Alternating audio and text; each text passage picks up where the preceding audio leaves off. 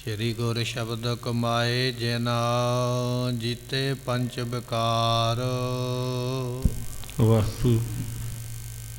ਤਿਨ ਸੰਤਨ ਕੋ ਬੰਦਨਾ ਸਿਰ ਚਰਨਨ ਪਰ ਧਾਰ।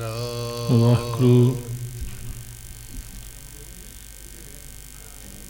ਜਿਸਮੈ ਅੰਮ੍ਰਿਤ ਗਿਆਨ ਹੈ ਮਾਨਕ ਭਗਤ ਵੈਰਾਗ।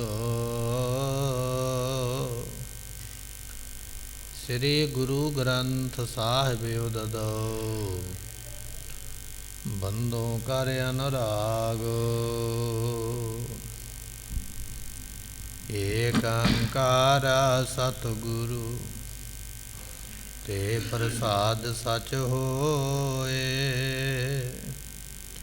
ਵਾਹਿਗੁਰੂ ਜੀ ਕੀ ਫਤਿਹ ਹੈ।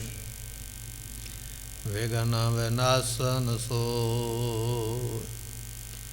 ਸ੍ਰੀ ਵਾਹਿਗੁਰੂ ਜੀ ਕੀ ਫਤਿਹ ਹੈ।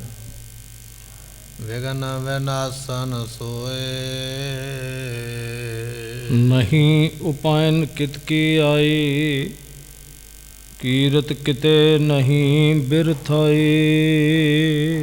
ਵਾਹਿਗੁਰੂ ਜੀ ਕਾ ਖਾਲਸਾ ਵਾਹਿਗੁਰੂ ਜੀ ਕੀ ਫਤਿਹ। ਗਰੀਬ ਨਵਾਜ ਸਤਿਗੁਰੂ ਗੁਰੂ ਗ੍ਰੰਥ ਸਾਹਿਬ ਜੀਆਂ ਦੀ ਪਵਿੱਤਰ ਪਾਵਨ ਹਜ਼ੂਰੀ ਅੰਦਰ ਸਭਾਇਮਾਨ ਹੋ ਰਹੀ ਗੁਰੂ ਕੀ ਸੰਗਤ। ਆਪ ਸੰਗਤਾਂ ਨੇ ਸਤਿਗੁਰਾਂ ਦੇ ਦਰਬਾਰ ਅੰਦਰ ਬੈਠ ਕੇ ਗੁਰਬਾਣੀ ਦੇ ਕੀਰਤਨ ਦੀ ਦਾਤ ਸਰਵਣ ਕੀਤੀ ਹੈ। ਮਿਲਿਆ ਹੋਇਆ ਸਮਾਂ ਮਿਲੇ ਹੋਏ ਸਵਾਸ ਸਫਲੇ ਬਣਾਏ। ਗੁਰੂ ਤੇਗ ਬਹਾਦਰ ਪਾਤਸ਼ਾਹ ਜੀਆਂ ਦਾ ਇਤਿਹਾਸ ਆਪਾਂ ਇਸ ਵੇਲੇ ਵਿਚਾਰਦੇ ਹਾਂ, ਸਰਵਣ ਕਰਦੇ ਹਾਂ। ਪਿਛਲੇ ਦੀਵਾਨ ਦੇ ਵਿੱਚ ਸਰਵਣ ਕੀਤਾ ਹੈ ਗੁਰੂ ਤੇਗ ਬਹਾਦਰ ਪਾਤਸ਼ਾਹ ਜੀਆਂ ਦੇ ਨਾਲ ਮੱਖਣ ਸ਼ਾਹ ਲੁਬਾਣਾ ਅੰਮ੍ਰਿਤਸਰ ਸਰੋਵਰ ਦੇ ਇਸ਼ਨਾਨ ਕਰਨ ਵਾਸਤੇ, ਹਰਿਮੰਦਰ ਸਾਹਿਬ ਦੇ ਦਰਸ਼ਨ ਕਰਨ ਵਾਸਤੇ ਪਹੁੰਚਿਆ। ਇੱਥੋਂ ਦੇ ਮਸੰਦਾਂ ਨੇ ਮਹਾਰਾਜ ਦਾ ਆਉਣਾ ਸੁਣ ਕੇ ਦਰਬਾਰ ਦੇ ਦਰਵਾਜ਼ੇ ਬੰਦ ਕਰ ਦਿੱਤੇ। ਦਰਸ਼ਨੀ ਡਿਉੜੀ ਦੇ ਦਰਵਾਜ਼ੇ ਬੰਦ ਕਰਕੇ ਆਪ ਛੁਪ ਗਏ ਨੇ। ਸਤਿਗੁਰੂ ਪਾਤਸ਼ਾਹ ਮਹਾਰਾਜ ਜੀ ਇਹਨਾਂ ਦੀ ਖੋਟ ਜਾਣ ਕੇ ਤੇ ਪਿੱਛੇ ਹਟ ਗਏ। ਮੱਖਣ ਸ਼ਾਹ ਲੁਬਾਣੇ ਨੇ ਇਸ਼ਨਾਨ ਕੀਤਾ। ਕਹਿਣ ਲੱਗਾ ਮਹਾਰਾਜ ਜੇ ਹੁਕਮ ਹੋਵੇ ਤੇ ਇਹਨਾਂ ਨੂੰ ਸਜ਼ਾ ਦੇਵਾਂ। ਸਤਿਗੁਰੂ ਕਹਿਣ ਲੱਗੇ ਨਹੀਂ ਭਾਈ, ਸਮਾਂ ਆਵੇਗਾ ਤੇ ਉਸ ਵੇਲੇ ਇਹਨਾਂ ਨੂੰ ਇਹ ਜਿਹੜਾ ਫਲ ਹੈ ਇਹ ਭੁਗਤਾਵਾਂਗੇ। ਮੱਖਣ ਸ਼ਾਹ ਲੁਬਾਣੇ ਨੂੰ ਜਦੋਂ ਮਸੰਦ ਇਕੱਠੇ ਹੋਏ ਦਿਖਾਈ ਦਿੱਤੇ ਤੇ ਉਹਨਾਂ ਨੂੰ ਜਾ ਕੇ ਕਹਿਣ ਲੱਗਾ ਤੁਸੀਂ ਬਹੁਤ ਵੱਡਾ ਪਾਪ ਕੀਤਾ। ਜੋ ਗੁਰੂ ਪਾਤਸ਼ਾਹ ਮਹਾਰਾਜ ਜੀਆਂ ਦਾ ਆਇਆ ਸੁਣ ਕੇ ਤੁਸੀਂ ਦਰਵਾਜ਼ੇ ਬੰਦ ਕਰ ਲਏ, ਇਹ ਤੁਹਾਨੂੰ ਭਾਰੀ ਲੇਖਾ ਦੇਣਾ ਪਵੇਗਾ। ਇਹ ਗੱਲਾਂ ਸੁਣ ਕੇ ਜਿਹੜੇ ਮਸੰਦ ਨੇ ਹੁਣ ਅੱਗੋਂ ਕੀ ਜਵਾਬ ਦਿੰਦੇ ਪਏ ਇਹ ਆਪਾਂ ਸਰਵਣ ਕਰਾਂਗੇ। ਮਿਲ ਕੇ ਆਖੀਏ ਸਤਿਨਾਮ ਸ੍ਰੀ ਵਾਹਿਗੁਰੂ ਸਾਹਿਬ ਜੀ। ਨਹੀਂ ਉਪਾਇਨ ਕਿਤ ਕੀ ਆਈ। ਸੋ ਇਹ ਮਸੰਦ ਬਹਾਨਾ ਲਾਉਂਦੇ, ਕਹਿੰਦੇ ਜੀ ਅਸੀਂ ਕੀ ਕਰੀਏ। ਤੁਸੀਂ ਕਹਿੰਦੇ ਹੋ ਵੀ ਗੁਰੂ ਤੇਗ ਬਹਾਦਰ ਪਾਤਸ਼ਾਹ 9ਵੇਂ ਗੁਰੂ ਨੇ, ਪਰ ਹਾਲੇ ਸੰਗਤ ਨੇ ਮੰਨਿਆ ਥੋੜ੍ਹੀ ਹੈ। ਹਾਲੇ ਤੇ ਥੋੜ੍ਹੇ ਦਿਨ ਹੀ ਪਹਿਲਾਂ ਪ੍ਰਗਟ ਹੋਏ ਨੇ। ਹਾਲੇ ਸੰਗਤ ਵਿਸ਼ਵਾਸ ਨਹੀਂ ਕਰਦੀ ਹੈ। ਹਾਲੇ ਪੱਕਿਆ ਤਰ੍ਹਾਂ ਪਤਾ ਨਹੀਂ ਲੱਗਾ ਵੀ ਗੁਰੂ ਇਹੋ ਹੀ ਨੇ ਕਿ ਹੋਰ ਹੈ। ਤੇ ਦੂਜੀ ਗੱਲ ਇਹ ਹੈ ਹਾਲੇ ਸੰਗਤਾਂ ਵੱਲੋਂ ਭੇਟਾਵਾਂ ਵੀ ਨਹੀਂ ਆਈਆਂ। ਸੰਗਤਾਂ ਜਿਹੜੀਆਂ ਨੇ ਕੋਈ ਭੇਟਾ ਨਹੀਂ ਦੇ ਰਹੀਆਂ, ਕੋਈ ਧਨ ਨਹੀਂ ਆਉਂਦਾ ਹੈ। ਕੀਰਤ ਕਿਤੇ ਨਹੀਂ ਬਿਰਥਾਈ। ਕਿਉਂ? ਕਿਉਂਕਿ ਹਾਲੇ ਗੁਰੂ ਪਾਤਸ਼ਾਹ ਦੀ ਜਿਹੜੀ ਕੀਰਤੀ ਹੈ ਨਾ, ਵਡਿਆਈ ਹਾਲੇ ਫੈਲੀ ਨਹੀਂ ਹੈ। ਮਾਇਆ ਆਉਣੀ ਹੈ, ਧਨ ਆਉਣਾ ਹੈ ਗੁਰੂ ਦੀ ਵਡਿਆਈ ਵੇਖ ਕੇ, ਗੁਰੂ ਦੀ ਸ਼ੋਭਾ ਵੇਖ ਕੇ, ਪਰ ਗੁਰੂ ਤੇ ਹਾਲੇ ਪ੍ਰਗਟ ਹੋਏ ਨਹੀਂ, ਇਸ ਕਰਕੇ ਮਾਇਆ ਵੀ ਨਹੀਂ ਆਈ ਹੈ। ਜਬ ਇੱਕ ਆਨ ਹੋਏ ਸਭ ਜਾਨ। ਸੋ ਜਦੋਂ ਇਹ ਜਬ ਇੱਕ ਆਨ ਹੋਏ ਸਭ ਜਾਨ, ਜਦੋਂ ਇਹ ਗੱਲ ਕਿ ਸਭਨਾਂ ਵਿੱਚ ਜਾਣੀ ਜਾਏਗੀ ਵੀ ਇਹ ਗੁਰੂ ਹਨ, ਇਹ ਗੁਰੂ ਹਨ। ਜਦੋਂ ਇਹ ਗੱਲ ਸਾਰਿਆਂ ਨੂੰ ਪਤਾ ਲੱਗ ਜਾਏਗੀ। ਹਮ ਭੀ ਦਾਸ ਲੇਹ ਮਨ ਮਾਨ। ਅਸੀਂ ਤੇ ਦਾਸ ਹਾਂ ਮੱਖਣ ਸ਼ਾਹ, ਸਾਡਾ ਕਸੂਰ ਥੋੜੀ ਹੈ। ਅਸੀਂ ਵੀ ਮੰਨ ਲਾਂਗੇ ਜਦੋਂ ਸੰਗਤਾਂ ਮੰਨ ਲੈਣਗੀਆਂ। ਹਾਲੇ ਇਹਨਾਂ ਨੂੰ ਗੁਰੂ ਸੰਗਤਾਂ ਨੇ ਨਹੀਂ ਮੰਨਿਆ। ਜਿੰਨਾ ਚਿਰ ਸੰਗਤ ਗੁਰੂ ਨਹੀਂ ਮੰਨਦੀ ਉਹਨਾਂ ਚਿਰ ਸਾਡੇ ਮਨ ਵਿੱਚ ਵੀ ਭਰਮ ਹੈ, ਭੁਲੇਖਾ। ਪਤਾ ਨਹੀਂ ਗੁਰੂ ਇਹ ਨੇ ਕਿ ਕੋਈ ਹੋਰ ਨੇ। ਜਦੋਂ ਇਹ ਮਸ਼ਹੂਰ ਹੋ ਜਾਣਗੇ ਜਾਂ ਪ੍ਰਗਟ ਹੋ ਜਾਣਗੇ, ਸੰਗਤਾਂ ਮੰਨਣ ਲੱਗ ਪੈਣਗੀਆਂ, ਤੇ ਮੱਖਣ ਸ਼ਾਹ ਫਿਰ ਅਸੀਂ ਵੀ ਇਹਨਾਂ ਨੂੰ ਮੰਨ ਲੈਣਾ ਕਰਾਂਗੇ। ਸੁਨ ਮੱਖਣ ਨੇ ਪੁਨ ਸਮਝਾਏ। ਕਹਿਣ ਲੱਗੇ ਜਦੋਂ ਮੱਖਣ ਸ਼ਾਹ ਨੇ ਸੁਣਿਆ ਨਾ ਇਹ ਬਚਨ, ਇਹਨਾਂ ਦਾ ਬਹਾਨਾ ਜਿਹੜਾ ਇਹਨਾਂ ਨੇ ਲਾਇਆ ਵੀ ਪਤਾ ਨਹੀਂ ਗੁਰੂ ਕੌਣ ਹੈ, ਤੇ ਮੱਖਣ ਸ਼ਾਹ ਜੀ ਸੁਣ ਕੇ ਉਸ ਵੇਲੇ ਕਹਿੰਦੇ ਹਨ, ਸ਼੍ਰੀ ਹਰਿ ਕ੍ਰਿਸ਼ਨ ਬਾਕ ਕੋ ਗਾਏ। ਕਹਿਣ ਲੱਗੇ ਉਹ ਮਸੰਦੋ, ਮੇਰੇ ਨਾਲੋਂ ਤੁਹਾਨੂੰ ਜ਼ਿਆਦਾ ਪਤਾ, ਤੁਸੀਂ ਪੰਜਾਬ ਦੇ ਰਹਿਣ ਵਾਲੇ, ਤੁਸੀਂ ਗੁਰੂ ਘਰ ਰਹਿਣ ਵਾਲੇ ਹੋ। ਮੈਂ ਤੇ ਪਾਸਿਓਂ ਦੇਸ਼ ਚੋਂ ਆਇਆ, ਦੂਰੋਂ ਚੱਲ ਕੇ ਆਇਆ। ਮੈਂ ਸੰਗਤਾਂ ਕੋਲੋਂ ਇਹ ਬਚਨ ਸੁਣਿਆ ਵੀ ਗੁਰੂ ਹਰਕ੍ਰਿਸ਼ਨ ਪਾਤਸ਼ਾਹ ਮਹਾਰਾਜ ਜੀਆਂ ਨੇ ਬਚਨ ਆਖੇ ਸਨ। ਬਾਬਾ ਕਹਿਓ ਬਕਾਲੇ ਮਾਹੇ। ਕੀ ਆਖਿਆ ਸੀਗਾ ਕਿ ਬਾਬਾ ਜਿਹੜਾ ਹੈ, ਗੁਰੂ ਜਿਹੜਾ ਹੈ, ਵੱਡਾ ਜਿਹੜਾ ਹੈ, ਉਹ ਬਕਾਲੇ ਦੀ ਧਰਤੀ ਤੇ ਹੈ। ਬਕਾਲਾ ਇੱਕ ਨਗਰ ਦਾ ਨਾਮ ਹੈ, ਇੱਕ ਪਿੰਡ ਦਾ ਨਾਮ ਹੈ, ਜਿਸ ਨੂੰ ਅੱਜ ਬਾਬਾ ਬਕਾਲਾ ਕਿਹਾ ਜਾਂਦਾ। ਤੇ ਸਤਿਗੁਰਾਂ ਨੇ ਆਖਿਆ ਸੀ ਬਾਬਾ, ਬਾਬਾ ਤੋਂ ਭਾਵ ਦਾਦਾ, ਜਾਂ ਬਾਬੇ ਤੋਂ ਭਾਵ ਹੈ ਵੱਡਾ। ਜਿਹੜੇ ਵੱਡੇ ਗੁਰੂ ਸਾਹਿਬਾਨ ਨੇ ਇਸ ਵੇਲੇ ਬਕਾਲੇ ਦੀ ਧਰਤੀ ਤੇ ਵਸਦੇ। ਮੈਂ ਇਹ ਬਚਨ ਸੁਣਿਆ ਤੇ ਤੁਸੀਂ ਵੀ ਇਹ ਬਚਨ ਸੁਣਿਆ ਤੇ ਤੁਹਾਨੂੰ ਭਰੋਸਾ ਨਹੀਂ ਆਇਆ ਵੀ ਇਹ ਉਹੀ ਗੁਰੂ ਹਨ। ਸੋਏ ਪ੍ਰਗਟੇ ਰੁਕਿਆ ਨਾ ਕਾਹੇ। ਇਸ ਕਰਕੇ ਇਹ ਹੁਣ ਪ੍ਰਗਟ ਹੋਏ ਨੇ ਤੇ ਤੁਹਾਡੇ ਰੋਕਿਆ ਜਾਂ ਕਿਸੇ ਦੇ ਰੋਕਿਆ ਹੁਣ ਰੁਕਣਗੇ ਨਹੀਂ। ਆਪਣੀ ਕਥਾ ਸੋ ਅਖਿਲ ਸੁਨਾਏ। ਸੋ ਆਪਣੀ ਜਿਹੜੀ ਕਥਾ ਹੈ ਇਸ ਨੇ ਸੁਣਾਈ। ਮੱਖਣ ਸ਼ਾਹ ਨੇ ਕਹਿਣ ਲੱਗਾ, ਮੇਰੇ ਕੋਲ ਇੱਕ ਸਬੂਤ ਹੈ ਕਿ ਜਦੋਂ ਮਹਾਰਾਜ ਜੀ ਮੇਰਾ ਬੇੜਾ ਡੁੱਬਦਾ ਪਿਆ ਸੀ ਜਾਂ ਰੇਤਾ ਵਿੱਚ ਫਸ ਗਿਆ ਸੀ ਕਿਤੇ, ਤੇ ਮੈਂ ਅਰਦਾਸ ਕੀਤੀ ਸੀ ਮਹਾਰਾਜ ਬੰਨੇ ਲਾਓ ਤੇ ਮੈਂ ਦਰਸ਼ਨ ਕਰਕੇ ਭਟਾਵਾਂ ਦੇਵਾਂਗਾ। ਇਹਨਾਂ ਨੇ ਬੇੜਾ ਵੀ ਬੰਨੇ ਲਾਇਆ। ਜਦੋਂ ਮੈਂ ਗੁਰੂਆਂ ਦੀ ਪਰਖ ਕੀਤੀ ਹੈ ਤੇ ਉਦੋਂ ਇਹਨਾਂ ਨੇ ਮੇਰੇ ਮਨ ਦੀ ਗੱਲ ਜਾਣੀ ਹੈ। ਇਸ ਕਰਕੇ ਮੈਨੂੰ ਤੇ ਯਕੀਨ ਹੈ ਵੀ ਇਹ ਪੂਰੇ ਗੁਰੂ ਹਨ। ਉਹਨਾਂ ਸਭਨ ਕੋ ਡਰ ਉਪਜਾਏ। ਅਤੇ ਇਹ ਸਾਰੀ ਗੱਲ ਸੁਣਾਈ। ਫਿਰ ਸਾਰਿਆਂ ਨੂੰ ਡਰ ਵੀ ਦਿੱਤਾ ਮੱਖਣ ਸ਼ਾਹ ਨੇ ਵੀ ਜੇ ਸਿੱਧੀ ਤਰ੍ਹਾਂ ਬੰਦੇ ਨਾ ਬਣੇ ਜਾਂ ਸਿੱਧੇ ਰਾਹ 'ਤੇ ਨਾ ਹੋ ਕੇ ਤੁਰੇ ਤੇ ਫਿਰ ਮੈਂ ਤੁਹਾਨੂੰ ਸਜ਼ਾ ਦੇਵਾਂਗਾ। ਇਹ ਡਰ ਵੀ ਉਹਨਾਂ ਵਸੰਦਾਂ ਨੂੰ ਦਿੱਤਾ ਹੈ। ਆਪ ਭੀ ਜਾਹੂ ਜਾਚ ਨਾ ਕਰੋ। ਸੋ ਕਹਿਣ ਲੱਗਾ ਮੱਖਣ ਸ਼ਾਹ, ਕਹਿਣ ਲੱਗਾ ਵੀ ਹੁਣੇ ਜਾਓ, ਜਾ ਕੇ ਉਹਨਾਂ ਦੇ ਕੋਲੋਂ ਮਾਫੀ ਮੰਗੋ, ਬੇਨਤੀ ਕਰਨਾ ਕਰੋ। ਹਿਰਦੇ ਦੁਸ਼ਟਤਾ ਸਗਰੀ ਹਰੋ। ਜਿਹੜੀ ਤੁਹਾਡੇ ਹਿਰਦੇ ਵਿੱਚ ਦੁਸ਼ਟਤਾਈ ਆਈ ਹੈ ਨਾ, ਮੂਰਖਤਾਈ ਕੀਤੀ ਹੈ ਤੁਸੀਂ ਵੀ ਅਸੀਂ ਗੁਰੂ ਨੂੰ ਨਹੀਂ ਜਾਣਦੇ, ਗੁਰੂ ਕੌਣ ਹੁੰਦਾ, ਇਸ ਦੁਸ਼ਟਤਾਈ ਨੂੰ ਦੂਰ ਕਰਨਾ ਕਰੋ। ਗਈ ਬੀਤ ਪਰ ਤਉ ਸੰਭਾਰੋ। ਸੋ ਜਿਹੜੀ ਗੱਲ ਹੁਣ ਹੋ ਗਈ ਹੈ ਉਹ ਤੇ ਹੋ ਗਈ ਹੈ, ਪਰ ਹੁਣ ਅੱਗੇ ਨਾ ਕੋਈ ਗੱਲ ਹੋਵੇ, ਸੰਭਾਲ ਲਓ ਮੌਕਾ ਜੇ ਸੰਭਾਲਿਆ ਜਾਂਦਾ। ਇੱਕ ਵਾਰੀ ਤੇ ਤੁਸੀਂ ਗੁਨਾਹ ਕੀਤਾ ਵੀ ਗੁਰੂ ਦਾ ਸਤਿਕਾਰ ਨਹੀਂ ਕੀਤਾ, ਗੁਰੂ ਨੂੰ ਭੇਟ ਨਹੀਂ ਚੜਾਈ ਹੈ, ਗੁਰੂ ਨੂੰ ਜੀ ਆਇਆਂ ਨਹੀਂ ਆਖਿਆ। ਚਲੋ ਉਹ ਜਾਣ ਲੈਂਦੇ ਆ ਵੀ ਤੁਸੀਂ ਅਣਜਾਣੇ ਵਿੱਚ ਕੀਤਾ ਕਿ ਜਾਣ ਬੁੱਝ ਕੇ ਕੀਤਾ, ਪਰ ਹੁਣ ਤੁਹਾਨੂੰ ਮੈਂ ਦੱਸ ਦਿੱਤਾ ਤੇ ਜਾ ਕੇ ਗੁਰੂ ਦੇ ਕੋਲੋਂ ਮਾਫੀ ਮੰਗੋ। ਕਰ ਜੋਰੋ ਅਰ ਬਿਨੈ ਉਚਾਰੋ। ਸਤਿਗੁਰਾਂ ਦੇ ਅੱਗੇ ਜੋੜੋ ਬੇਨਤੀ, ਹੱਥ ਜੋੜ ਕੇ, ਤੇ ਉਹਨਾਂ ਨੂੰ ਫਿਰ ਇਸ ਤਰ੍ਹਾਂ ਬੇਨਤੀਆਂ ਜਿਹੜੀਆਂ ਹਨ ਕਹਿਣਾ ਕਰੋ। ਇਮ ਸੁਨ ਮਿਲੇ ਮਸੰਦ ਵਿਚਾਰੈ। ਕਹਿਣ ਲੱਗੇ ਵੀ ਜਦੋਂ ਮੱਖਣ ਸ਼ਾਹ ਨੇ ਇਹ ਗੱਲ ਆਖੀ ਨਾ ਵੀ ਜਾ ਕੇ ਗੁਰੂ ਤੇਗ ਬਹਾਦਰ ਪਾਤਸ਼ਾਹ ਤੋਂ ਮਾਫੀ ਮੰਗੋ ਤੇ ਉਹਨਾਂ ਦੇ ਦਰਸ਼ਨ ਕਰੋ, ਮਸੰਦਾਂ ਨੇ ਗੱਲ ਸੁਣੀ ਹੈ ਤੇ ਸੁਣ ਕੇ ਫਿਰ ਆਪਸ ਵਿੱਚ ਵਿਚਾਰਾ ਕਰਦੇ ਹਨ। ਮੱਖਣ ਕੋ ਨਾ ਬਾਕ ਤ੍ਰਿਸਕਾਰੈ। ਤੇ ਉਸ ਵੇਲੇ ਮਨ ਵਿੱਚ ਸੋਚਦੇ ਨੇ ਵੀ ਮੱਖਣ ਸ਼ਾਹ ਦਾ ਜਿਹੜਾ ਬਚਨ ਹੈ ਨਾ, ਇਹ ਮੋੜਨਾ ਨਹੀਂ ਚਾਹੀਦਾ, ਇਹਦੇ ਬਚਨ ਦਾ ਨਿਰਾਦਰ ਨਹੀਂ ਕਰਨਾ ਚਾਹੀਦਾ। ਕਾਰਨ ਇਹ ਹੈ ਵੀ ਜੇ ਹੁਣ ਇਹਦੀ ਗੱਲ ਨਾ ਮੰਨੀ, ਇਹਦੇ ਕੋਲ ਤੇ ਸਿਪਾਹੀ ਨੇ, ਸੂਰਮੇ ਨੇ, ਇਹਨੇ ਸਜ਼ਾ ਦੇਣ ਲੱਗਿਆਂ ਝੱਟ ਲਾਉਣਾ, ਇਸ ਕਰਕੇ ਇਹਦਾ ਬਚਨ ਮੋੜਨਾ ਨਹੀਂ ਚਾਹੀਦਾ ਹੈ। ਮਤ ਇਹ ਬਿਗੜ ਪਰੈ ਹਮ ਸੰਗ। ਕਿਤੇ ਸਾਡੇ ਨਾਲ ਇਹ ਵਿਗੜ ਹੀ ਨਾ ਜਾਵੇ, ਕਿਤੇ ਇਹ ਨਾ ਹੋਵੇ ਵੀ ਸਾਡੇ ਨਾਲ ਇਹ ਵਿਗੜ ਜਾਵੇ ਤੇ ਸਾਨੂੰ ਸਜ਼ਾ ਦੇਣਾ ਕਰੇ। ਧੀਰ ਮਲ ਸਮ ਕਰੈ ਨ ਢੰਗ। ਤੇ ਜਿਵੇਂ ਇਹਨੇ ਧੀਰਮਲ ਨੂੰ ਸਜ਼ਾ ਦਿੱਤੀ ਹੈ, ਉਹਦੇ ਘਰ ਦਾ ਸਮਾਨ ਚੁੱਕ ਕੇ ਲੈ ਆਇਆ, ਕਿਤੇ ਸਾਡੇ ਨਾਲ ਵਿਗੜ ਜਾਵੇ ਤੇ ਸਾਡੇ ਘਰਾਂ ਦਾ ਸਮਾਨ ਹੀ ਨਾ ਕੱਢ ਲਿਆਵੇ ਜਾਂ ਸਾਨੂੰ ਮਾਰਨਾ ਨਾ ਕਰੇ। ਚਲੋ ਵਹਿਰ ਹੀ ਮਿਲ ਕੇ ਤਾਂ ਇਸ ਕਰਕੇ ਮਸੰਦਾਂ ਨੇ ਸਲਾਹ ਕੀਤੀ। ਕਹਿਣ ਲੱਗੇ ਵੀ ਹੁਣ ਗੁਰੂ ਪਾਤਸ਼ਾਹ ਤੇ ਮੁੜ ਗਏ ਨੇ, ਹੁਣ ਦੁਬਾਰਾ ਤੇ ਇੱਧਰ ਨੂੰ ਆਉਂਦੇ ਨਹੀਂ, ਪਰ ਜਿੱਥੇ ਇਸ ਵੇਲੇ ਬੈਠੇ ਨੇ ਨਾ ਸ਼ਹਿਰ ਵੱਲੋਂ ਬਾਹਰ ਜਾ ਕੇ, ਚਲੋ ਉੱਥੇ ਚੱਲ ਕੇ ਮਿਲਣਾ ਕਰੀਏ। ਕਹਿ ਸ਼ੁਭ ਬਾਕਲੇ ਹੋ ਹਰ ਤੇ ਖਾਹੇ। ਸਤਿਗੁਰਾਂ ਨੂੰ ਜਾ ਕੇ ਪਿਆਰ ਵਾਲੇ ਬਚਨ ਕਹੀਏ, ਬੇਨਤੀ ਕਰੀਏ ਤੇ ਉਹਨਾਂ ਨੂੰ ਖੁਸ਼ ਕਰਨਾ ਕਰੀਏ। ਕਾਸ਼ੂ ਉਪਾਇਨ ਲਿਓ ਇਹਨਾਂ ਪ੍ਰਸ਼ਾਦ। ਮਸੰਦਾਂ ਨੇ ਆਖਿਆ ਥੋੜਾ ਜਿਹਾ ਪ੍ਰਸ਼ਾਦ ਲੈ ਲਓ ਮਹਾਰਾਜ ਨੂੰ ਭੋਗ ਲਵਾਉਣ ਵਾਸਤੇ, ਤੇ ਥੋੜੀਆਂ ਜੀਆਂ ਭੇਟਾਂ ਲੈ ਲਵੋ ਸਤਿਗੁਰਾਂ ਨੂੰ ਚੜਾਉਣ ਵਾਸਤੇ, ਦੇਣ ਵਾਸਤੇ। ਜਥਾ ਹੈ ਗੁਰ ਘਰ ਮਿਰਜਾ। ਜਿਵੇਂ ਗੁਰੂ ਘਰ ਦੀ ਮਰਿਆਦਾ ਸ਼ੁਰੂ ਤੋਂ ਚੱਲੀ ਆਉਂਦੀ ਹੈ ਵੀ ਗੁਰੂ ਪਾਤਸ਼ਾਹ ਦੇ ਵਾਸਤੇ ਪ੍ਰਸ਼ਾਦ ਲਿਜਾਇਆ ਜਾਂਦਾ ਜਾਂ ਭੇਟਾ ਰੱਖ ਕੇ ਮੱਥਾ ਟੇਕਿਆ ਜਾਂਦਾ, ਜੋ ਮਰਿਆਦਾ ਗੁਰੂ ਘਰ ਦੀ ਚੱਲੀ ਆਉਂਦੀ ਸ਼ੁਰੂ ਤੋਂ ਉਸੇ ਤਰ੍ਹਾਂ ਕਰਨਾ ਕਰੋ। ਇਮ ਵਿਚਾਰ ਕਰ ਅਖਿਲ ਮਸੰਦ। ਕਹਿਣ ਲੱਗੇ ਵੀ ਇਸ ਤਰ੍ਹਾਂ ਸਲਾਹ ਕਰਕੇ ਉਹ ਜਿਹੜੇ ਮਸੰਦ ਸਨ ਜਿਨ੍ਹਾਂ ਨੇ ਪਹਿਲਾਂ ਦਰਵਾਜ਼ੇ ਬੰਦ ਕੀਤੇ ਸਨ ਤੇ ਆਪ ਛੁਪ ਗਏ ਸਨ, ਇਹ ਸਾਰੇ ਮਸੰਦ ਫਿਰ ਇਕੱਠੇ ਹੋ ਕੇ ਗਮਨੇ ਬਾਹਰ ਲਾਜ ਬਿਲੰਦ। ਤੇ ਕਹਿਣ ਲੱਗੇ ਬੜੇ ਸ਼ਰਮਿੰਦੇ ਹੋ ਰਹੇ ਨੇ, ਹੁਣ ਜਾ ਕੇ ਕੀ ਮੂੰਹ ਵਿਖਾਵਾਂਗੇ, ਕੀ ਜਾ ਕੇ ਆਖਾਂਗੇ ਵੀ ਪਹਿਲਾਂ ਕਿਉਂ ਨਹੀਂ ਆਏ, ਹੁਣ ਆਏ ਆ। ਸ਼ਰਮ ਤੇ ਬੜੀ ਆਉਂਦੀ ਹੈ, ਪਰ ਹੁਣ ਮੱਖਣ ਸ਼ਾਹ ਦਾ ਡਰ ਵੀ ਹੈ, ਤੁਰੇ ਜਾਂਦੇ ਹਨ। ਸ਼੍ਰੀ ਗੁਰ ਅੰਮ੍ਰਿਤਸਰ ਤੇ ਮੁਰਕੈ। ਸਤਿਗੁਰੂ ਪਾਤਸ਼ਾਹ ਅੰਮ੍ਰਿਤਸਰ ਤੋਂ ਉਸ ਵੇਲੇ ਮੁੜ ਪਏ ਸਨ। ਜਦੋਂ ਵੇਖਿਆ ਨਾ ਮਸੰਦਾਂ ਦੀ ਕਰਤੂਤ ਤੇ ਮਹਾਰਾਜ ਮੁੜ ਪਏ ਹਨ। ਇਹ ਗ੍ਰਾਮ ਤਹਿ ਨਿਕਟ ਨਿਹਰ ਕੈ। ਤੇ ਸਤਿਗੁਰਾਂ ਨੇ ਵੇਖਿਆ ਇੱਕ ਪਿੰਡ, ਤੇ ਕਹਿਣ ਲੱਗੇ ਉਸ ਪਿੰਡ ਨੂੰ ਵੇਖ ਕੇ ਉਸ ਵੇਲੇ ਵਲਾ ਕਹੈ ਤਿਸੀ ਕੋ ਨਾਏ। ਉਹਦਾ ਨਾਮ ਵੱਲਾ ਹੈ ਭਾਈ। ਅੱਜ ਵੀ ਇਹ ਵੱਲਾ ਪਿੰਡ ਜਿਹੜਾ ਹੈ ਹੁਣ ਭਾਵੇਂ ਅੰਮ੍ਰਿਤਸਰ ਸ਼ਹਿਰ ਦੇ ਵਿੱਚ ਆ ਚੁੱਕਿਆ, ਪਰ ਉਹਨਾਂ ਸਮਿਆਂ ਦੇ ਵਿੱਚ ਇਹ ਸ਼ਹਿਰ ਤੋਂ ਕਾਫੀ ਹਟਵਾਂ ਹੈ, ਕਈ ਮੀਲ ਆਪਾਂ ਕਹਿ ਸਕਦੇ ਜਾਂ ਕਈ ਕਿਲੋਮੀਟਰ ਕਹਿ ਸਕਦੇ। ਕਹਿਣ ਲੱਗੇ ਵੀ ਇਹ ਦੂਰ ਹੈ ਜਿਸ ਜਗ੍ਹਾ ਤੇ ਮਹਾਰਾਜ ਬੈਠੇ ਹਨ।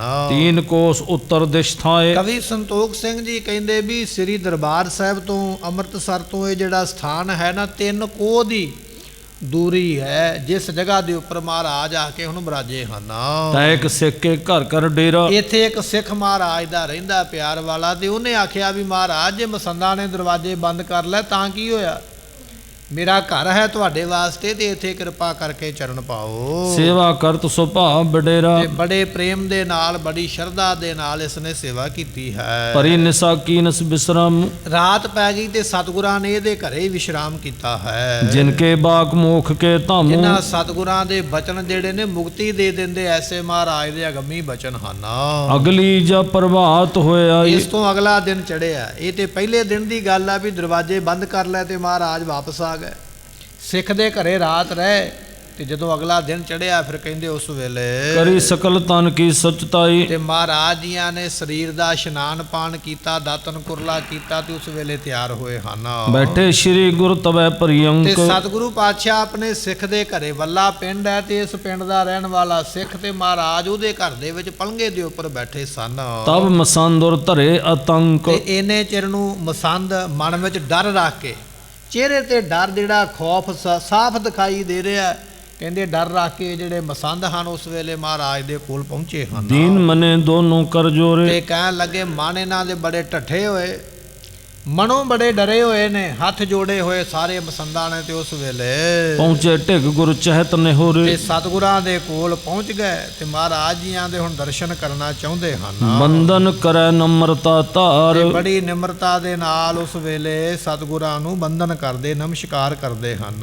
ਅਰਪ ਉਬਾਇਨ ਕਸ਼ੁਕ ਆਗਾਰ। ਤੇ ਉਸ ਵੇਲੇ ਮਹਾਰਾਜ ਜੀਆਂ ਦੇ ਅੱਗੇ ਥੋੜਾ ਜਿਹਾ ਪ੍ਰਸਾਦ ਜਿਹੜਾ ਹੈ ਇਹਨਾਂ ਨੇ ਰੱਖ ਕੇ ਤੇ ਨਮਸਕਾਰ ਕੀਤੀ ਹੈ। ਕਹਿਤ ਭਏ ਭੈ ਤੁਰਕਨ ਕੇਰਾ। ਤੇ ਉਸ ਵੇਲੇ ਮਹਾਰਾਜ ਨੂੰ ਹੁਣ ਬੇਨਤੀ ਕਰਨ ਲੱਗੇ, ਛਲਣਾ ਚਾਹੁੰਦੇ ਨੇ ਵੀ ਮਹਾਰਾਜ ਨੂੰ ਕੀ ਪਤਾ। ਕਹਿਣ ਲੱਗੇ ਮਹਾਰਾਜ ਗੱਲ ਇਹ ਹੈ ਵੀ ਇਸ ਇਲਾਕੇ ਦੇ ਵਿੱਚ ਮੁਗਲਾਂ ਦਾ ਬਹੁਤ ਜ਼ਿਆਦਾ ਡਰ ਹੈ, ਕਿਉਂਕਿ ਤੁਹਾਡੇ ਪਿਤਾ ਸਤਿਗੁਰੂ ਜੀਆਂ ਨੇ ਮੁਗਲਾਂ ਦੇ ਨਾਲ 4 ਜੰਗ ਕਰਕੇ ਉਹਨਾਂ ਦੀ ਬੜੀ ਵੱਡੀ ਫੌਜ ਮਾਰੀ ਹੈ, ਇਸ ਕਰਕੇ ਮੁਗਲ ਤੁਹਾਡੇ ਨਾਲ ਵੈਰ ਰੱਖਦੇ ਹਨ। ਰਹਿ ਸੁਧਾਸਰ ਵਿੱਚ ਬਡੇਰਾ। ਤੇ ਮਹਾਰਾਜ ਉਹ ਜਿਹੜੇ ਮੁਗਲ ਨੇ ਅੱਜ ਵੀ ਅੰਮ੍ਰਿਤਸਰ ਦੇ ਵਿੱਚ ਵਾਸਾ ਰੱਖਦੇ, ਇੱਥੇ ਰਹਿੰਦੇ ਹਨ। ਕੋ ਗੁਰ ਰਹਿ ਕਿ ਨਾਹੀ ਇਹਾਂ। ਤੇ ਮਹਾਰਾਜ ਉਹ ਸਾਨੂੰ ਪੁੱਛਦੇ ਰਹਿੰਦੇ ਨੇ ਆ ਕੇ ਵੀ ਗੁਰੂ ਇੱਥੇ ਕੋਈ ਰਹਿੰਦਾ, ਜੇ ਕੋਈ ਰਹਿੰਦਾ ਤੇ ਸਾਨੂੰ ਦੱਸੋ, ਜੇ ਨਹੀਂ ਰਹਿੰਦਾ ਤੇ ਤਾਂ ਵੀ ਦੱਸੋ। ਮਹਾਰਾਜ ਉਹ ਸਾਨੂੰ ਰੋਜ਼ ਆ ਕੇ ਤਫਤੀਸ਼ ਕਰਦੇ ਹਨ। ਪਿਖ ਪਿਖ ਜਾਹੇ ਬੈਰ ਕਰਮਹ। ਮਹਾਰਾਜ ਉਹਨਾਂ ਦੇ ਨਾਲ ਆਪਣਾ ਵੈਰ ਜੂ ਪਿਆ ਹੋਇਆ, ਤੁਹਾਡੇ ਪਿਤਾ ਨੇ 4 ਜੰਗ ਕਰਕੇ ਵੈਰ ਪਾ ਲਿਆ ਸਰਕਾਰ ਦੇ ਨਾਲ, ਇਸ ਕਰਕੇ ਇੱਥੋਂ ਦੇ ਜਿਹੜੇ ਮੁਗਲ ਨੇ ਉਹ ਵਾਰ-ਵਾਰ ਵੇਖਣ ਆਉਂਦੇ ਨੇ ਵੀ ਇੱਥੇ ਕੋਈ ਗੁਰੂ ਤੇ ਨਹੀਂ ਬੈਠਾ ਹੋਇਆ ਹੈ। ਪੈਂਦੇ ਕੋ ਸੁਤ ਆਦਿਕ ਆਨ। ਮਹਾਰਾਜ ਪੈਂਦੇ ਖਾਨ ਨੂੰ ਤੇ ਦਿੱਤਾ ਮਾਰ ਤੁਹਾਡੇ ਪਿਤਾ ਨੇ, ਪਰ ਪੈਂਦੇ ਖਾਨ ਦਾ ਪੁੱਤਰ ਹਾਲੇ ਜਿਉਂਦਾ ਹੈ ਤੇ ਉਹਦਾ ਪੁੱਤਰ ਵੀ ਇੱਥੇ ਆਉਂਦਾ ਗੇੜਾ ਕੱਢਣ ਵਾਸਤੇ। ਆਪਣੇ ਪਿਓ ਦਾ ਬਦਲਾ ਲੈਣ ਵਾਸਤੇ, ਬਾਪ ਦਾ ਬਦਲਾ ਲੈਣ ਵਾਸਤੇ ਪੈਂਦੇ ਖਾਂ ਦਾ ਪੁੱਤਰ ਵੀ ਇੱਥੇ ਚੱਕਰ ਲਾਉਂਦਾ ਹੈ। ਜਿਨ੍ਹਾਂ ਗੁਰੂ ਰਣ ਮੈਂ ਕੀਏ ਹਾਨ, ਜਿਨ੍ਹਾਂ ਨੂੰ ਸਤਿਗੁਰਾਂ ਨੇ ਜੰਗ ਭੂਮੀ ਵਿੱਚ ਮਾਰਿਆ ਸੀ। ਪੈਂਦੇ ਖਾਂ ਨੂੰ 6ਵੇਂ ਪਾਤਸ਼ਾਹ ਨੇ ਕਰਤਾਰਪੁਰ ਦੀ ਧਰਤੀ ਤੇ ਚੌਥੇ ਜੰਗ ਵਿੱਚ ਮਾਰਿਆ। ਤੇ ਪੈਂਦੇ ਖਾਂ ਦਾ ਹੁਣ ਪੁੱਤਰ ਜਵਾਨ ਹੋਇਆ, ਹੁਣ ਉਹ ਵੀ ਗੇੜਾ ਕੱਢਦਾ, ਅੰਮ੍ਰਿਤਸਰ ਵਾਰ-ਵਾਰ ਆਉਂਦਾ ਵੀ ਇੱਥੇ ਗੁਰੂ ਪਾਤਸ਼ਾਹ ਦਾ ਪਰਿਵਾਰ ਕੋਈ ਆਵੇਗਾ ਤੇ ਮੈਂ ਉਹਨਾਂ ਤੇ ਹਮਲਾ ਕਰਾਂਗਾ। ਇੱਥੇ ਹੀ ਬਸ ਨਹੀਂ, ਜਦੋਂ 10ਵੇਂ ਪਾਤਸ਼ਾਹ ਮਹਾਰਾਜ ਹਜ਼ੂਰ ਸਾਹਿਬ ਗਏ ਸਨ ਤੇ ਪੈਂਦੇ ਖਾਂ ਦਾ ਪੁੱਤਰ ਉੱਥੇ ਵੀ ਚਲਾ ਗਿਆ ਸੀ ਮਹਾਰਾਜ ਤੇ ਹਮਲਾ ਕਰਨ ਵਾਸਤੇ। ਇਹਨਾਂ ਨੇ ਖੰਜਰ ਦਾ ਵਾਰ ਵੀ ਕੀਤਾ ਸੀ ਸਤਿਗੁਰਾਂ ਦੇ ਸੁੱਤਿਆਂ ਹੋਇਆਂ, ਤੇ ਮਹਾਰਾਜ ਜੀਆਂ ਨੂੰ ਉਸ ਵੇਲੇ ਇਹਨਾਂ ਨੂੰ ਜੰਮਦੇ ਘਰੇ ਪਹੁੰਚਾਇਆ ਸੀ ਆਪਣੀ ਤਲਵਾਰ ਦੇ ਨਾਲ। ਸੋ ਇਹ ਪ੍ਰਸੰਗ ਆਪਾਂ ਅੱਗੇ ਜਾ ਕੇ ਸਰਵਣ ਕਰਾਂਗੇ। ਇੱਥੇ ਮਸੰਦ ਬਹਾਨਾ ਲਾਉਂਦੇ ਪਿਆ, ਗੱਲ ਕੋਈ ਹੈ ਨਹੀਂ ਹੈ। ਕਹਿੰਦੇ ਮਹਾਰਾਜ ਤੁਹਾਡਾ ਵੈਰ ਪਿਆ ਸਰਕਾਰ ਦੇ ਨਾਲ, ਇਸ ਕਰਕੇ ਸਰਕਾਰ ਦੇ ਬੰਦੇ ਵਾਰ-ਵਾਰ ਤਫਤੀਸ਼ ਕਰਦੇ ਹਨ। ਤਿਨ ਕੇ ਸੰਬੰਧੀ ਜੋ ਯਹ, ਤੇ ਮਹਾਰਾਜ ਉਹਨਾਂ ਦੇ ਜਿਹੜੇ ਰਿਸ਼ਤੇਦਾਰ ਸਾਕ ਸੰਬੰਧੀ ਹਨ ਸੋ ਪ੍ਰਤੀਸ਼ੀਨਤਾ ਕਰਤੇ ਰਹਿ। ਮਹਾਰਾਜ ਉਹ ਡੀਕਦੇ ਪਏ, ਉਹਨਾਂ ਦੇ ਸੰਬੰਧੀ ਇੱਥੇ ਰਹਿੰਦੇ ਅੰਮ੍ਰਿਤਸਰ ਦੇ ਵਿੱਚ, ਜਿਨ੍ਹਾਂ ਨੂੰ ਜੰਗ ਯੁੱਧ ਵਿੱਚ ਤੁਸੀਂ ਮਾਰਿਆ, ਉਹਨਾਂ ਦੇ ਰਿਸ਼ਤੇਦਾਰ ਚਾਚੇ ਮਾਮੇ ਤਾਏ ਜੋ ਵੀ ਨਾਨਕੇ ਦਾਦਕੇ ਨੇ, ਉਹ ਤੁਹਾਡੀ ਉਡੀਕ ਕਰਦੇ ਪਏ ਵੀ ਕਦੋਂ ਕੋਈ ਗੁਰੂ ਦਾ ਪਰਿਵਾਰ ਜਾਂ ਗੁਰੂ ਆਵੇ ਤੇ ਅਸੀਂ ਉਹਨਾਂ ਤੇ ਹਮਲਾ ਕਰੀਏ। ਤਿਨ ਦੁਸ਼ਟਨ ਤੇ ਹਮ ਡਰ ਪਾਏ, ਮਹਾਰਾਜ ਅਸੀਂ ਤੇ ਡਰੇ ਹੋਏ ਆ ਉਹਨਾਂ ਦੇ ਕੋਲੋਂ, ਦੁਸ਼ਟਾਂ ਦੇ ਕੋਲੋਂ ਜੋ ਵਾਰ-ਵਾਰ ਸਾਨੂੰ ਡਰਾਉਂਦੇ ਹਨ। ਆਏ ਵਿਗਾਰ ਨਾ ਕੁਛ ਕਰ ਜਾਏ, ਤੇ ਮਹਾਰਾਜ ਵੀ ਕਿਤੇ ਵਿਗਾੜ ਨਾ ਕਰ ਦੇਣ, ਕਿਤੇ ਨੁਕਸਾਨ ਨਾ ਕਰ ਦੇਣ ਕਿਸੇ ਜੀਵ ਦਾ, ਕਿਸੇ ਸਰੀਰ ਦਾ, ਜਾਂ ਕਿਸੇ ਸਿੱਖ ਪ੍ਰੇਮੀ ਦਾ ਨੁਕਸਾਨ ਨਾ ਕਰ ਦੇਣ, ਜਾਂ ਗੁਰੂ ਘਰ ਦੀ ਇਮਾਰਤ ਦਾ ਨੁਕਸਾਨ ਨਾ ਕਰ ਜਾਣ। ਇਸ ਕਰਕੇ ਅਸੀਂ ਉਹਨਾਂ ਦੇ ਕੋਲੋਂ ਡਰ ਕੇ ਰਹਿੰਦੇ ਹਾਂ। ਹਮੇ ਅੰਮ੍ਰਿਤਸਰ ਰਹਿਤ ਹੈ ਜੇਤੇ, ਤੇ ਮਹਾਰਾਜ ਜਿੰਨੇ ਅਸੀਂ ਅੰਮ੍ਰਿਤਸਰ ਵਿੱਚ ਰਹਿੰਦੇ ਹਾਂ, ਆਪਣੇ ਵੱਲੋਂ ਆਪਣੀ ਬਹਾਦਰੀ ਦੱਸਦੇ ਪਏ ਵੀ ਤੁਸੀਂ ਤੇ ਜੰਗ ਕਰਕੇ ਇੱਥੋਂ ਚਲੇ ਗਏ, ਪਰ ਉਦੋਂ ਮਗਰੋਂ ਅਸੀਂ ਕਿਵੇਂ ਸੰਭਾਲਿਆ ਅਸੀਂ ਜਾਣਦੇ ਹਾਂ। ਪਾਤਸ਼ਾਹ ਜੀ ਤੁਹਾਡੇ ਜਾਣ ਤੋਂ ਮਗਰੋਂ ਅਸੀਂ ਜਿੰਨੇ ਇੱਥੇ ਰਹਿੰਦੇ ਹਾਂ, ਨਿਤ ਗੁਲਾਮ ਗੁਰ ਘਰ ਕੇ ਤੇ ਮਹਾਰਾਜ ਅਸੀਂ ਸਾਰੇ ਗੁਰੂ ਘਰ ਦੇ ਗੁਲਾਮ ਹਾਂ, ਗੁਰੂ ਘਰ ਦੇ ਸੇਵਕ ਹਾਂ, ਸੇਵਾਦਾਰ ਹਾਂ, ਤੇ ਗੁਲਾਮ ਬਣ ਕੇ ਇਹਨਾਂ ਮੁਗਲਾਂ ਦੇ ਅਸੀਂ ਇੱਥੇ ਆਪਣੇ ਦਿਨ ਕੱਟਦੇ ਹਾਂ। ਇਹ ਅਸਥਾਨ ਸਦੀਵ ਤੁਮਾਰੋ, ਪਾਤਸ਼ਾਹ ਜੀ ਇਹ ਤੁਹਾਡਾ ਹੀ ਸਥਾਨ ਹੈ, ਤੁਸੀਂ ਉਹ ਮਾਲਕ, ਅਸੀਂ ਕੌਣ ਹੁੰਦੇ ਹਾਂ ਵਿਚਾਰੇ, ਅਸੀਂ ਤੇ ਤੁਹਾਡੇ ਦਾਸ ਹਾਂ, ਸੇਵਕ ਹਾਂ, ਤੇ ਇੱਥੇ ਰਹਿੰਦੇ ਹਾਂ, ਸੇਵਾ ਕਰਦੇ ਹਾਂ। ਪਾਤਸ਼ਾਹ ਅਸੀਂ ਥਾਂ ਤੇ ਕਬਜ਼ਾ ਕੋਈ ਨਹੀਂ ਕੀਤਾ, ਇਹ ਸਦਾ ਹੀ ਤੁਹਾਡਾ ਆਪਣਾ ਸਥਾਨ ਹੈ। ਰਾਵਰ ਸੁਆਮੀ ਸਦਾ ਸੰਭਾਰੋ, ਤੇ ਮਹਾਰਾਜ ਜੀ ਆਪ ਉਹ ਸੁਆਮੀ ਮਾਲਕ, ਤੇ ਆਪਣੇ ਸਥਾਨ ਦੀ ਆਪ ਸੰਭਾਲ ਕਰੋ। ਜੇ ਤੁਸੀਂ ਰਹਿਣਾ ਚਾਹੁੰਦੇ ਹੋ ਤੇ ਇੱਥੇ ਰਹੋ। ਆਪ ਜੀ ਜਿਵੇਂ ਇਸ ਦੀ ਸੇਵਾ ਸੰਭਾਲ ਕਰਨੀ ਚਾਹੁੰਦੇ ਹੋ, ਨਿਗਰਾਨੀ ਕਰਨਾ ਚਾਹੁੰਦੇ ਹੋ, ਪ੍ਰਬੰਧ ਕਰਨਾ ਚਾਹੁੰਦੇ ਹੋ, ਆਪ ਜੀ ਮਾਲਕ ਹੋ, ਜਿਵੇਂ ਚੰਗਾ ਲੱਗਦਾ ਕਰਨਾ ਕਰੋ। ਸੁਨ ਕੈ ਸ੍ਰੀ ਗੁਰੂ ਤੇਗ ਬਹਾਦਰ, ਸਤਿਗੁਰੂ ਮਹਾਰਾਜ ਜੀਆਂ ਨੇ ਸੁਣੇ ਨਾ ਬਚਨ ਇਹਨਾਂ ਦੇ ਮਸੰਦਾਂ ਦੇ, ਤੇ ਹੁਣ ਅੰਤਰਜਾਮੀ ਮਹਾਰਾਜ ਨੂੰ ਛਲ ਨਹੀਂ ਸਕਦਾ ਕੋਈ ਵੀ। ਸਤਿਗੁਰੂ ਪਾਤਸ਼ਾਹ ਸੁਣ ਕੇ ਉਸ ਵੇਲੇ ਵਿਖੇ ਮਸੰਦ ਆਏ ਭੇ ਹਾਦਰ, ਮਹਾਰਾਜ ਨੇ ਵੇਖਿਆ ਵੀ ਸਾਰੇ ਮਸੰਦ ਸਾਹਮਣੇ ਲੈਣ ਵਿੱਚ ਲੱਗੇ ਹੋਏ, ਹੱਥ ਜੋੜ ਕੇ ਝੁੱਕੇ ਖਲੋਤੇ ਹੋਏ, ਚਿਹਰੇ ਦੇ ਉੱਪਰ ਇਹਨਾਂ ਦੇ ਡਰ ਖੌਫ ਬਣਿਆ ਹੋਇਆ। ਤੇ ਸਤਿਗੁਰੂ ਵੇਖ ਕੇ ਉਸ ਵੇਲੇ ਮਨ ਖੋਟੇ ਜਨ ਕੇ ਸਭ ਭਾਂਤੀ, ਮਹਾਰਾਜ ਜਾਣਦੇ ਆਪਣੇ ਮਨ ਦੇ ਵਿੱਚ ਵੀ ਇਹ ਜਿਹੜੇ ਮਸੰਦ ਨੇ ਅੰਦਰੋਂ ਖੋਟੇ ਨੇ, ਬਾਹਰੋਂ ਕੁਝ ਹੋਰ ਨੇ, ਅੰਦਰੋਂ ਕੁਝ ਹੋਰ ਨੇ। ਅੰਦਰ ਲੋਭ ਦਾ ਕੁੱਤਾ ਭੌਂਕਦਾ ਹੈ ਵੀ ਇੱਥੇ ਰਹਿਣ ਨਾ, ਮਾਇਆ ਤੇ ਕਬਜ਼ਾ ਸਾਡਾ ਹੋਵੇ। ਉੱਪਰੋਂ ਜ਼ੁਬਾਨ ਨਾਲ ਕਹਿੰਦੇ ਮਹਾਰਾਜ ਤੁਸੀਂ ਮਾਲਕ ਹੋ। ਮਹਾਰਾਜ ਜਾਣ ਗਿਆ ਵੀ ਇਹ ਮਨ ਦੇ ਖੋਟੇ ਹਨ। ਮੁਖ ਤੇ ਅਪਰ ਬਨਾਵੇ ਬਾਤੀ, ਮੂੰਹ ਤੋਂ ਕੁਝ ਹੋਰ ਕਹਿੰਦੇ, ਅੰਦਰ ਕੁਝ ਹੋਰ ਰੱਖਦੇ ਨੇ। ਮੂੰਹੋਂ ਕੁਝ ਹੋਰ ਨੇ, ਅੰਦਰੋਂ ਕੁਝ ਹੋਰ ਹਨ।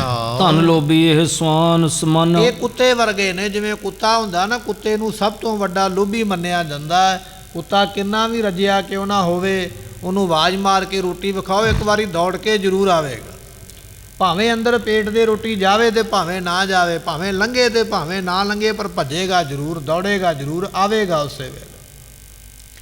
ਜਦੋਂ ਲੋਭ ਦੀ ਗੱਲ ਆਉਂਦੀ ਹੈ ਉਸ ਵੇਲੇ ਕੁੱਤੇ ਦੀ ਉਦਾਹਰਨ ਦਿੱਤੀ ਜਾਂਦੀ ਹੈ। ਲੋਭੀ ਕਾਵੇ ਸਾਹੋ ਨਾ ਕੀਜੈ। ਮਹਾਰਾਜ ਕਹਿਣ ਲੱਗੇ ਭਾਈ ਇਹਨਾਂ ਦਾ ਲੋਭ ਕੁੱਤੇ ਵਰਗਾ ਹੈ, ਇਹਨਾਂ ਨੂੰ ਰੱਜ ਨਹੀਂ ਆਉਣਾ, ਐਸੀ ਇਹਨਾਂ ਦੀ ਮਨਸ਼ਾ ਹੈ। ਕਰਾਂ ਚੁਰਾਵਨ ਭੇਟ ਮਹਾਨ, ਇਹ ਗੁਰੂ ਘਰ ਦੀਆਂ ਭੇਟਾਵਾਂ ਚੁਰਾਉਂਦੇ ਨੇ, ਚੁੱਕਦੇ ਨੇ। ਇਹ ਜਾਣ ਗਏ ਮਹਾਰਾਜ ਵੀ ਇਹਨਾਂ ਨੇ ਜਾਣ ਬੁੱਝ ਕੇ ਦਰਵਾਜ਼ਾ ਬੰਦ ਕੀਤਾ। ਇਹ ਮਨ ਵਿੱਚ ਚਾਹੁੰਦੇ ਨੇ ਅਸੀਂ ਇੱਥੇ ਨਾ ਰਹੀਏ।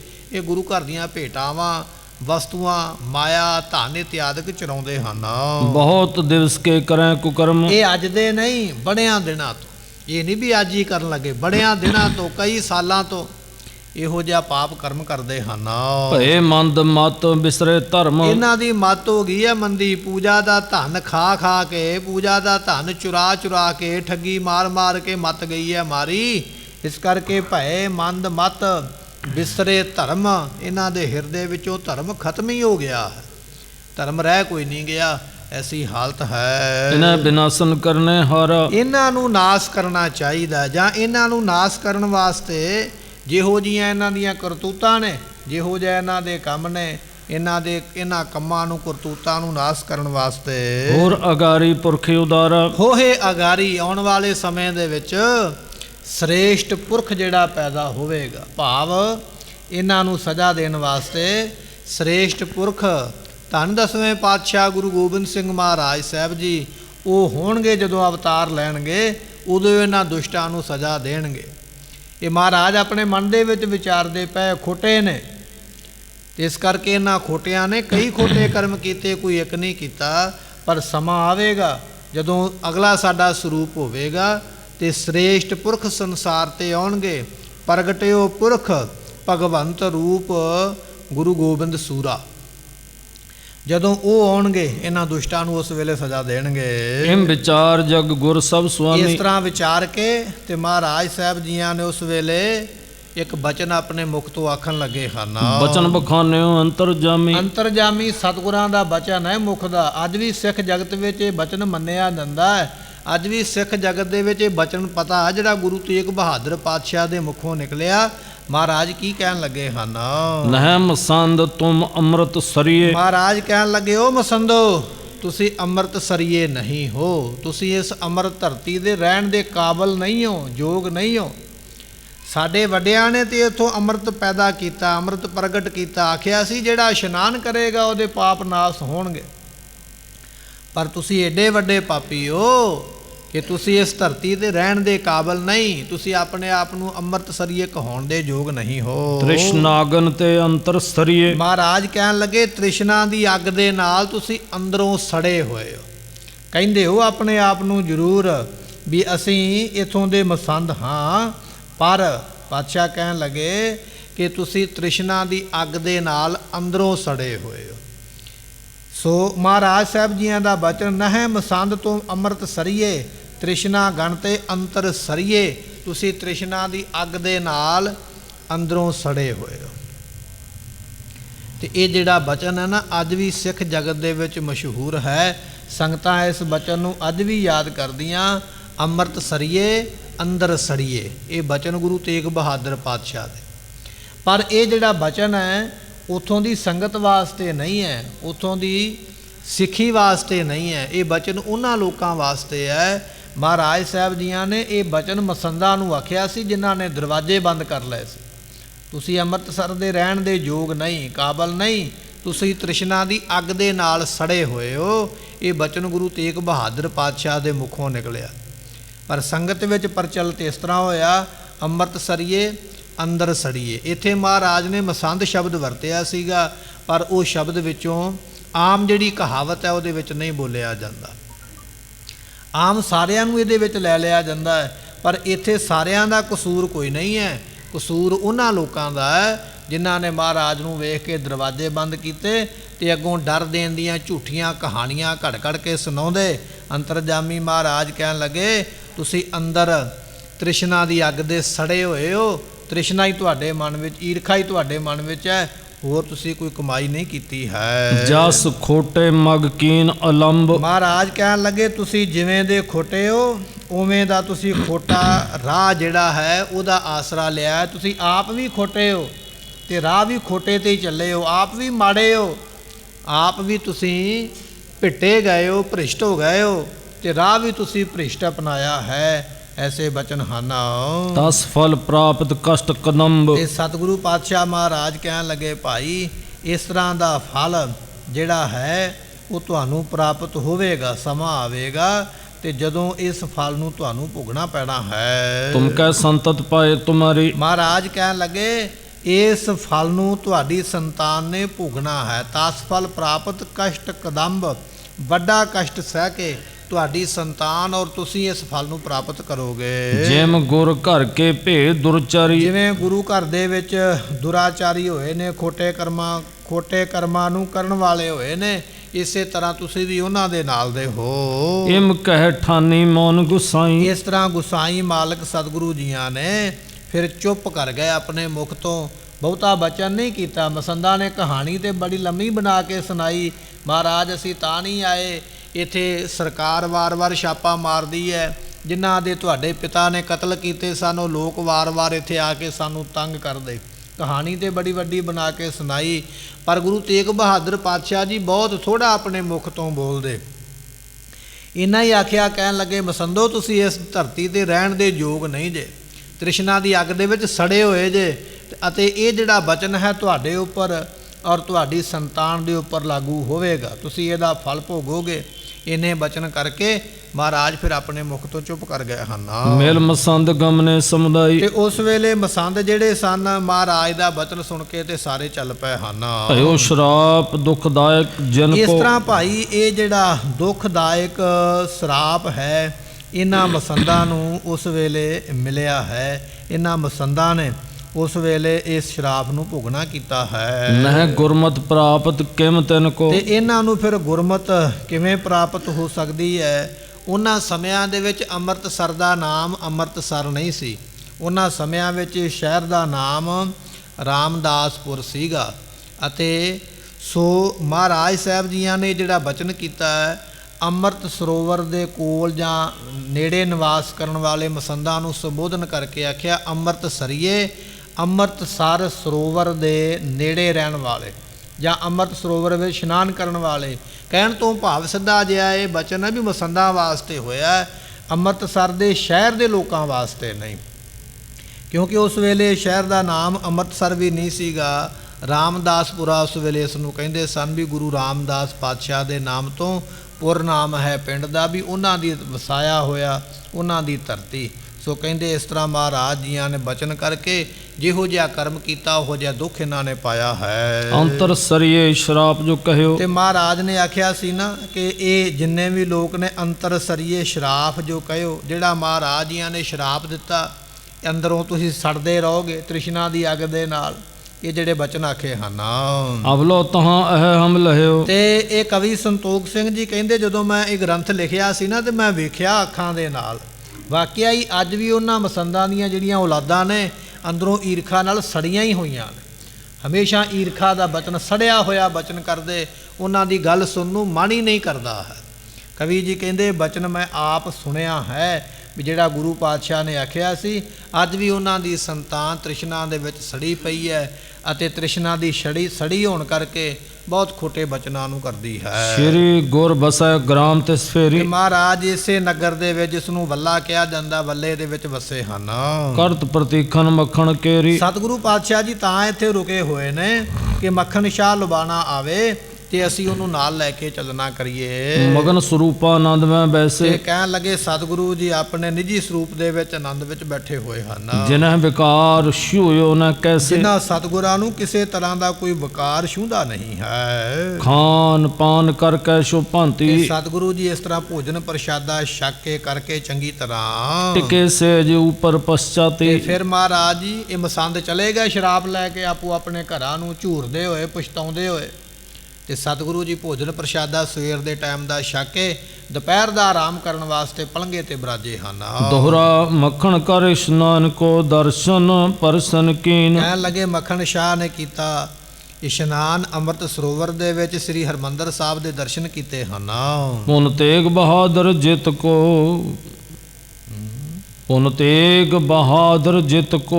ਸੋ ਪੁੰਨ ਕਰਾਏ ਅਰਦਾਸ ਕੋ ਚੱਲਿਓ ਸੋ ਮਤ ਪ੍ਰਵੀਨ। ਫਿਰ ਇਹਨੇ ਹਰਿਮੰਦਰ ਸਾਹਿਬ ਦੇ ਵਿੱਚ ਅਰਦਾਸ ਕਰਵਾਈ। ਅਰਦਾਸ ਕਰਵਾਉਣ ਤੋਂ ਮਗਰੋਂ ਪ੍ਰਸ਼ਾਦ ਭੇਟ ਕੀਤਾ ਤੇ ਫਿਰ ਇਹ ਬੜਾ ਸਿਆਣਾ ਜੋ ਮੱਖਣ ਸ਼ਾਹ ਹੈ, ਗੁਰੂ ਉੱਪਰ ਸ਼ਰਧਾ ਰੱਖਣ ਵਾਲਾ, ਭਰੋਸਾ ਰੱਖਣ ਵਾਲਾ, ਉਥੋਂ ਚੱਲਿਆ ਹੈ। ਚੌਪਈ ਸ੍ਰੀ ਗੁਰੂ ਤੇਗ ਬਹਾਦਰ ਜਿਤ ਕੋ। ਜਿੱਥੇ ਗੁਰੂ ਤੇਗ ਬਹਾਦਰ ਪਾਤਸ਼ਾਹ ਬਿਰਾਜੇ ਹੋਏ ਸਨ।